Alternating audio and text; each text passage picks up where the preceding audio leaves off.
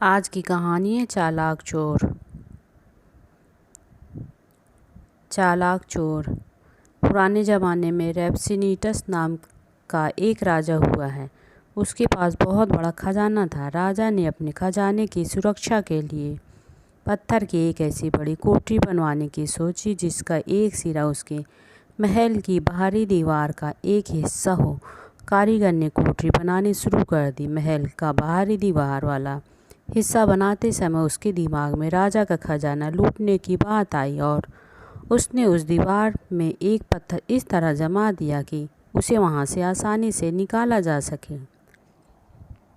कोठरी कुछ दिनों में बनकर तैयार हो गई। राजा ने अपना खजाना यहाँ रखवा दिया। समय बीतता गया। कुछ समय बाद वह कारीगर बीमार पड़ गया। अपनी मृत्यु निकट देखकर उसने अपने दोनों बेटों को अपने पास बुलाया और उन्हें राजा के खजाने वाली कोठरी के पत्थर की बात बताई। उसने कहा, मैंने तुम्हारे लिए यह सब किया है। राजा के खजाने को लूटकर तुम सारी जिंदगी मज़े में बिता सकोगे।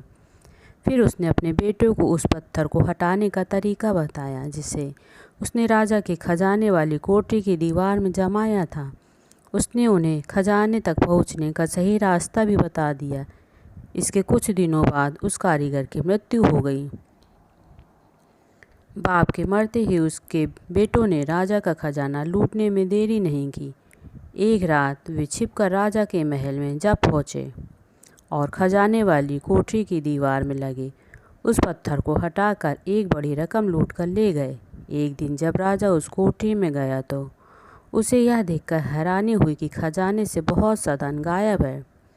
उसकी समझ में यह नहीं आया कि चोर कोठरी में घुसा कैसे।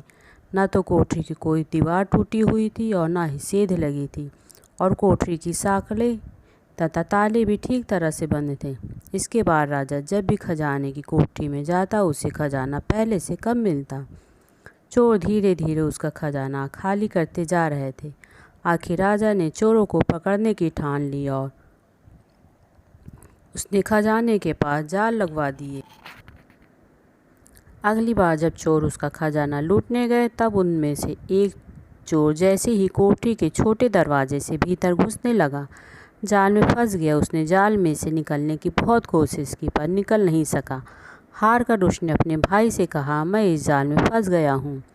मेरे छूटने की अब कोई उम्मीद नहीं है। यदि मैं पकड़ा गया तो पहचान लिया जाऊँगा तो तुम भी मुसीबत में पड़ जाओगे। इसलिए अच्छा यही है कि तुम मेरा सिर काट कर अपने साथ ले जाओ ताकि जब राजा के आदमियों को मेरी लाश मिले तो वो मुझे पहचान न सके।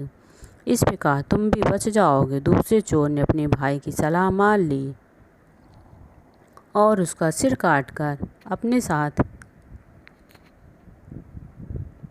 घर ले गया। सुबह होने पर राजा जब खजाने वाली कोठरी में गया तब एक चोर बिना सिर वाली लाश को जाल में फंसा देखकर हैरान रह गया। राजा ने तुरंत अपने सैनिकों को आदेश दिया कि वह उस लाश को लेकर जाकर चौराहे पर लटका दे और यदि कोई व्यक्ति उस लाश को देखकर रोए और तो उसे पकड़कर फौरन दरबार में हाजिर करो। जब चोर की मां ने सुना कि उसके बेटे की लाश चौराहे पर लटकाई गई है तो उसने अपने दूसरे बेटे से कहा, तुम कोई भी उपाय करके अपने भाई की लाश ले आओ। चोर ने मां को समझाया, उसकी लाश को लाना संभव नहीं है।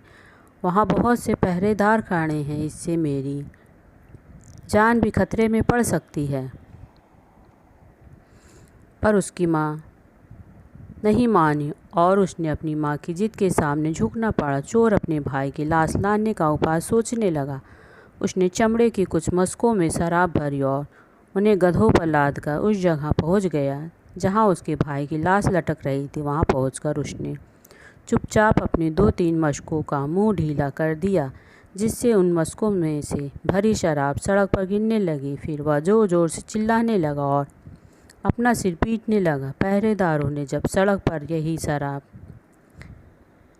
को देखा तो वे खुश हो गए। उन्हें मौके का फ़ायदा उठाया और मशकों से गिरती शराब को बर्तनों में भरना शुरू कर दिया। चोर उन पर बनावटी गुस्सा करने लगा और उन्हें भला बुरा कहने लगा।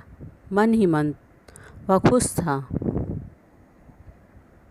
कि उसकी चाल कामयाब रही। मुफ्त की शराब के लालच में पहरेदार उसे शांत करने का प्रयत्न करने लगे। जब चोर का गुस्सा ठंडा हुआ तब वह अपने गधों को सड़क के किनारे ले गया और उन पर लदी मशकों को ठीक ठाक करने लगा। पहरेदार उसके साथ हंसी मजाक करने लगे। वे उसे खुश करने की कोशिश कर रहे थे ताकि उन्हें मुफ्त की शराब पीने को मिल जाए। चोर ने उन्हें एक मशक शराब उपहार में दे दी। वे वहीं बैठकर शराब पीने लगे। फिर उन्होंने चोर को भी अपने साथ शराब पीने के लिए बिठा लिया। चोर जल्दी ही उनके साथ घुल मिल गया। इसके बाद उसने पहरेदारों को शराब की एक मशक और उपहार में दे दी। पहरेदारों ने भी वह भी पी डाली।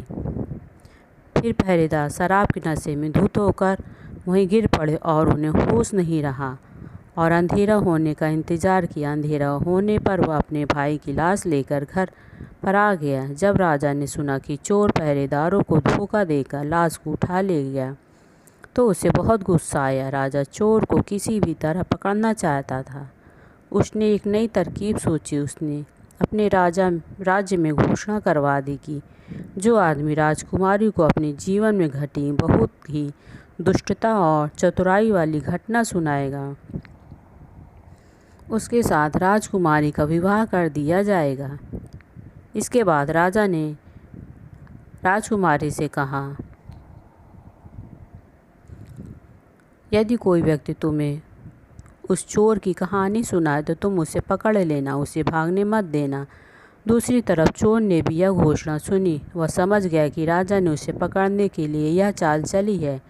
चोर ने फैसला किया कि वह अपनी चतुराई से एक बार फिर राजा की चाल को नाकाम कर देगा।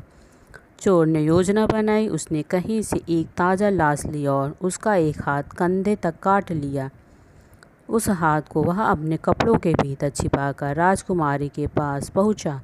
राजकुमारी ने उससे पूछा कि उसके जीवन में कौन सी बहुत ही दुष्टता और चतुराई वाली घटना घटी है। चोर ने कहा, मैंने अपने जीवन में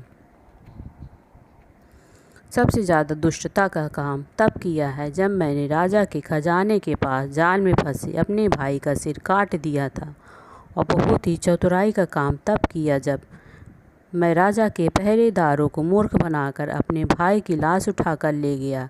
चोर के मुंह से यह सुनते ही राजकुमारी ने उसका हाथ पकड़ लिया, लेकिन चोर ने जल्दी से राजकुमारी को अपने कपड़ों के भीतर छिपा कटा हाथ पकड़ा दिया और वहाँ से भाग गया। राजा ने जब यह घटना सुनी तो वह चोर की हिम्मत और चतुराई देखकर दंग रह गया।